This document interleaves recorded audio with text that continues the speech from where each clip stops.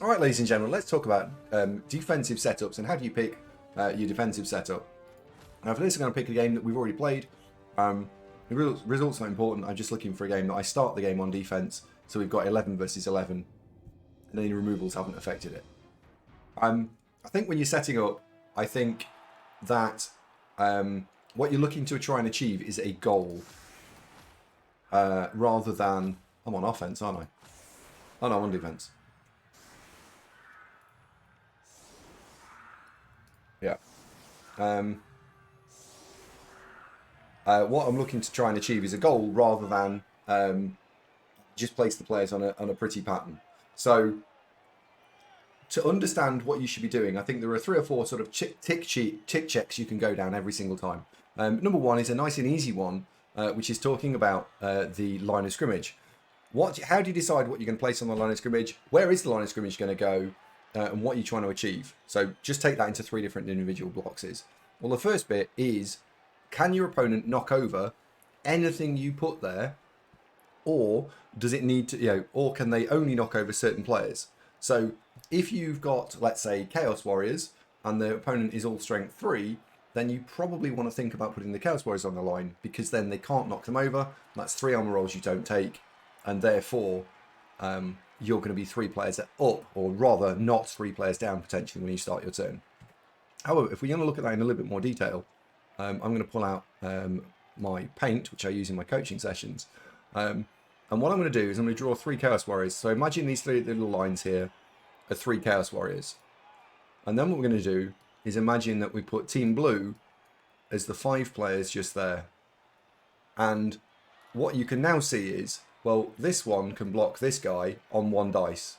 So if Team Blue, what they're going to want to do is they're going to want to stand someone in that square there. Now that orange arrow is 2 dice. If they do something of the same and they stand someone in this square here, then we've got 2 dice on the other flank there. And if none of these 2 follow up, you've then got 2 dice there. So having strength 4 doesn't automatically defeat strength 3, but it makes it a lot harder. So that actually tells us that if you were playing as Team Red here, what you would need to do is you would need to defend those squares. So he's using this square. So if you put 1 player here, then that's probably who he's going to get blitzed. So you can't just set up with 1 player there and 1 player there. You actually need to set up 2 players here and here.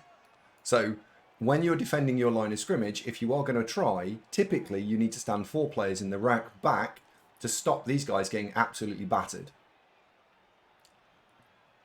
Is this recording? Yes. So whenever I'm trying to defend my line of scrimmage and stop them getting knocked over, this is a typical setup, and you'll see the rest of the setup is then me trying to defend these players and so on and so forth. So first of all, can you defend your line of scrimmage? If you can, try and defend it, and then defend those players with a second bank of players. Next up, where are you going to put the line of scrimmage? Well, that question is a little bit more complex, because what you need to decide is, are you going to try and put them in the middle, here and here and here, or are you looking to achieve a different goal on your defense? So if you're playing a hybrid team or you're playing an agility team, typically one of the best ways to break a cage is to play kick and rush Blood Bowl, where what you try and do is you look to place the ball in a corner like over here or over here, and then all your players go this way, and then you try and charge through the middle somehow, and you also try and charge down the sideline. So if you know you're going to try and attack down both, try and get past your opponent, this tells us that what we need to do is we need to set up quite wide. So if you can set up, for example, there, and there, there, and there, and over here, now your opponent, 1, has to respect the blitz, because you can attack down either left flank or right flank, and you might be able to get through the middle. So here, offsetting is a really good play, because if you place these players here, and we've got 3 players left, so we'll come to that in a second. Now imagine Team Blue gets to set up. Well, we know where some of Team Blue are going to go. They're going to go there to take the hits. At this point, he's going to have a player back here to sort out the ball. He has to cover this red guy here, so we know that someone's got to go there. So we've got 1, 2, 3, 4, 5, 6, 7 players have been deployed. And then what we can do is we can look at this, and we can look at this space here, and Team Red are going to try and get through this gap, which is 1, 2, 3, 4, 5, 6, 7 squares wide, and Team Blue have only sadly got 4 players to use to defend it. So let's try and do that. If they put 2 players there and 2 players there, that's a really, really aggressive setup. If Team Red have a guard player, a strength 4, and agility 5, then they can probably break this really easily, and they will be able to flood around the side. Even if they haven't, over on this side over here, that's on its own, and you would expect that these 3 players can get through, which then means that you can complete Team Red's setup, assuming that the blue team do actually follow what I'm suggesting here in some form of this and this and this and this. Where does Team Red want to go? Well, they've actually offset the line of scrimmage, but they probably want to put 1 player there, 1 player there, and then 1 player about there, because the weakness in this setup is that square there, and they probably want to kick there. So what we're looking to try and do is to try and pressure your opponent and then get players through. Now, the other thing that you will have seen is people talk about the boat and why I'm like, ugh, the boat. So first of all, let's cover off what the boat is. 1, 2, 3. And the rest of the boat is this. So that is typically classed as the boat. And what we can do is we can think about how the opponent will set up. So we already know where 5 of the players can go, and in fact, we can guess where another player is going to go, which is that one there. He's probably going to put player there, player there, player there, player there, and then 1, 2, 3, 4, 5, 6, 7, 8, 9, 10. I think we're going to see 1 more player go there as a sweeper in inverted commas, and you can tell the difference here. Look how ineffective the boat is to get around the sides. If you're playing any form of agility or worse hybrid team, you just can't get around the sides. The opponent is condensed in. It just doesn't work. I know. Hello. Yeah, I know. I need to put this on, Emma. This needs to go on. So the boat doesn't work. Now, the final thing is, why do people use it then? Well, it didn't used to be called the boat. It used to be called the rule of 5. So I'm just going to take the blue lines off. And the rule of 5 is that is 3, that is 3, and that is 5. Rule of 5. And what it's doing is it's defending 5 of your best players. So how do you decide whether you should go with the rule of 5 or whether you could do something else? Well, the last little bit, if we just take this all off. You've got 8 players to play with. You know you're going to put 3 on the line of scrimmage. What we can then do is we can talk about playing 1, 2, 3, 4. It's a compromise. And we have 1, 2, 3, 4. So how many good players have you actually got? If you've got 5 really, really good players and you're prepared to sacrifice some position, then the rule of 5 works.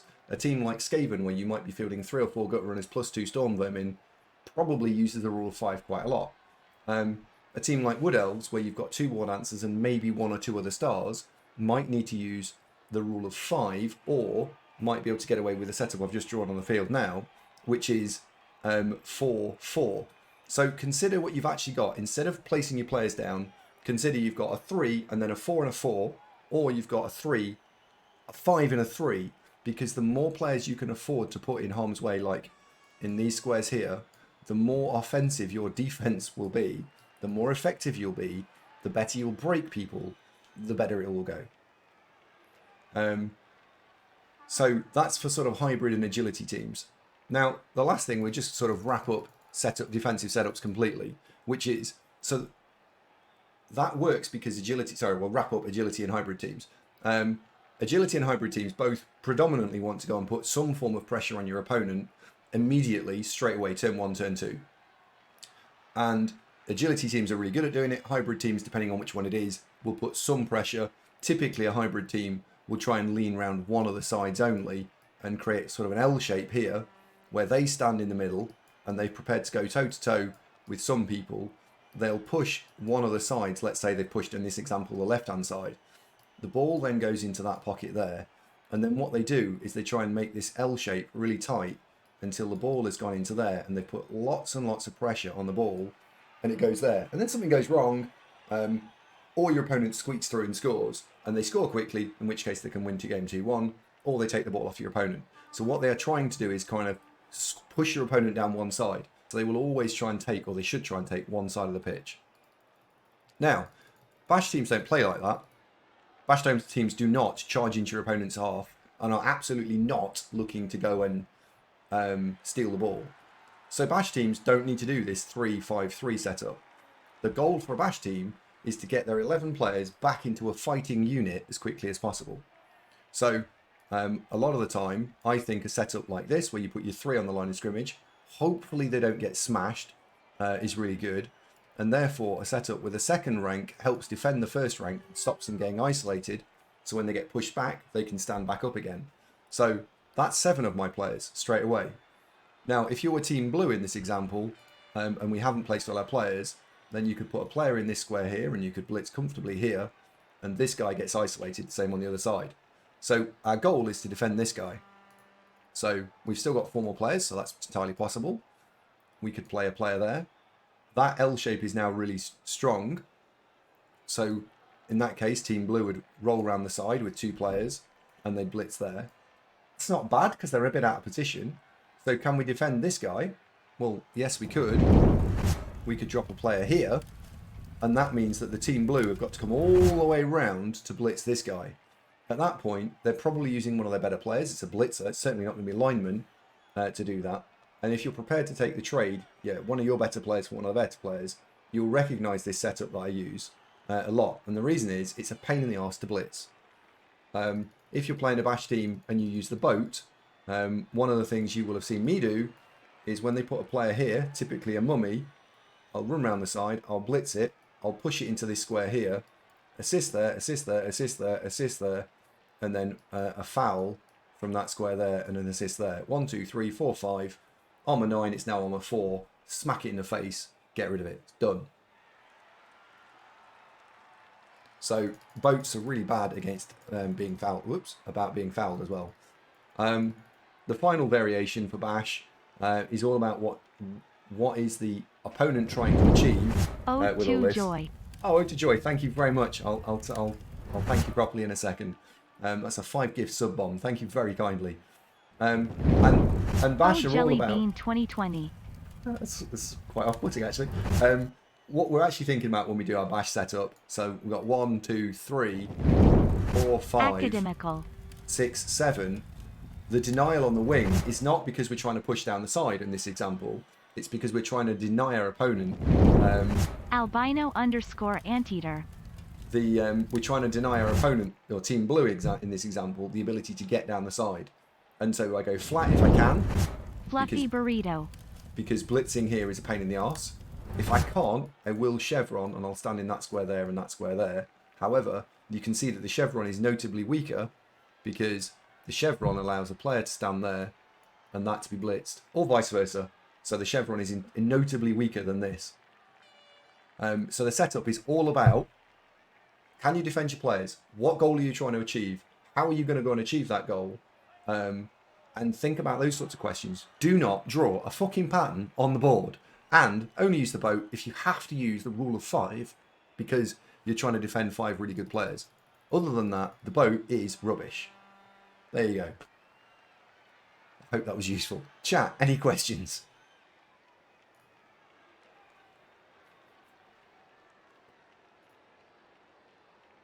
You said once the chevron is not so much about defending the sides, but rather about the reaction. Yes. I don't use the chevron where I can help it. The only time I will chevron is where I am looking to stop frenzy.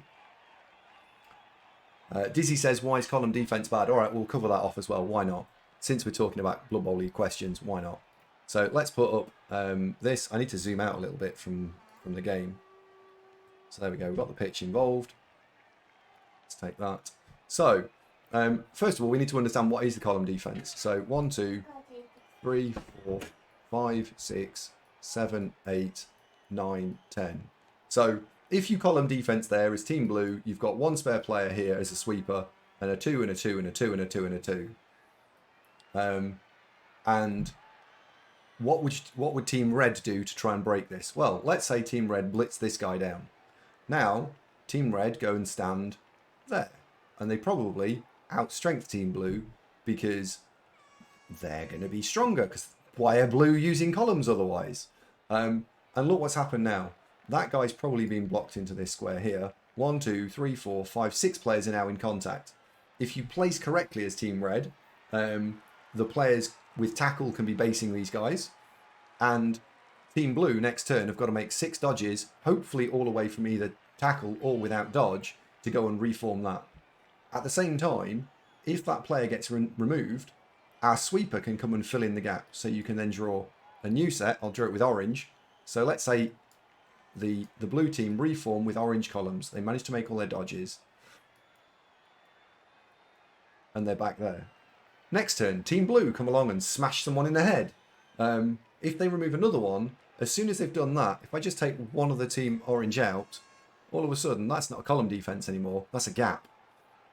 So how would Team Red counter this? If I wipe all of this off the board, and we imagine that there's a column defense in front of you, but it's only, at one point, got one player in it. So the ball can go here, and then you've got red players across the pitch, so the opponent doesn't know where you're going, and at some point there'll be a gap. Well, Team Red can attack that way, or Team Red can attack that way, and you don't know where they're going to go, and you will just punch and create a gap. It also only has one of two outcomes. It will either maybe defend a touchdown, or it will not work at all. And it doesn't work. As soon as you've lost 2 players, it broadly doesn't work. So I think the column defense, at best, is some sort of slowing mechanic, but it's not really relied upon. The best way you can break a cage is to try and get past your opponent, like we did with the last game that was streamed about an hour ago, with the ball being in there, and then Team Blue looking to go and create something like this. Because now it's a double stacked cage, it's on a chevron. Team Red have got to throw the ball over the top of these lot. They're not blitzing through it. They can't go round it. It's completely breakable. Hello, Sol. Thank you very much for the raid. I appreciate that. Thank you very much. So there we go. That's why columns are rubbish. They're much better off denying as much space as possible and pressuring. So. Right, there we go. When is the boat good? Is it always pretty much bad? I did cover that. The boat is good when you have 5 players that you really need to defend and you don't care about positioning correctly. So there we go. So throw everything forward. Yeah, generally, I think you can also think about it this way, BB Jock. So when should you throw everything forward? Well, one of the things I talk about in the coaching sessions, and anyone who's had one is like, oh God, not again. Is that the most important thing we talk about is this concept of playing this, right? So if we understand what the turn is, we can then imagine what our opponent is going to do rather than what we're going to do. And when can you throw things forward? So imagine Team Blue do this whole thing where they shove a load of players through, right? I'll just draw them on the pitch really badly. And Team Blue somehow managed to flip Team Red, and they did this. They've probably got a player lying down here, so we'll put that as a lying down player. And we'll go really like over the top. They had 1 killed, 1's lying down, and everybody else managed to get through. Team Red are back here. Now, there's 2 or 3 possible outcomes. Number 1, Team Red just, well, I suppose there's 2, isn't there? There's turnover, and Team Blue take the ball off and then score. 2, Team Red somehow managed to get the ball down here to someone, and they run off again, because that's what they're going to do. They're going to run away. Now, if it's turn 2, because you've gone completely crazy and thrown every single player forward, turn 2, the red team are going to be in a box like this. Second turn, Team Blue are going to go back that way. Then Team Red are going to make another box, and the blue ones are going to go that way, and so on and so forth until Team Red score. But if Team Red scored on, like, say, turn 5, Team Blue can score on turn 8, Team Blue can score on turn 16, Team Blue win the game. So Team Blue have either got an amazing outcome, they turn the ball over, or they've got a good outcome, they've made a score early, and they can just go on and win the game. However, if Team Blue do this setup on turn 5, let's say, and the ball floats forward on turn 6, or then turn 6, goes to there on turn 7, it's going to logically go there on turn 8. So when should you know when to pressure? You would pressure at the start of a half. if you pressure towards the mid/end of the half, you're going to get yourself into a big pile of problems. You're much better off in the start, by turn sort of 5e, 6e, being aware that the touchdown is actually now a bad thing for you and trying to stop it.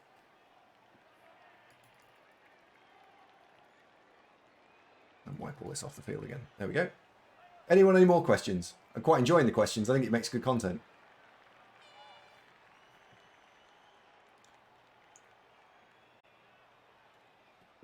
No? All right, awesome. Well, thank you very much. If you enjoyed the content, please leave a like and subscribe. And we'll see you in the next video. Cheers.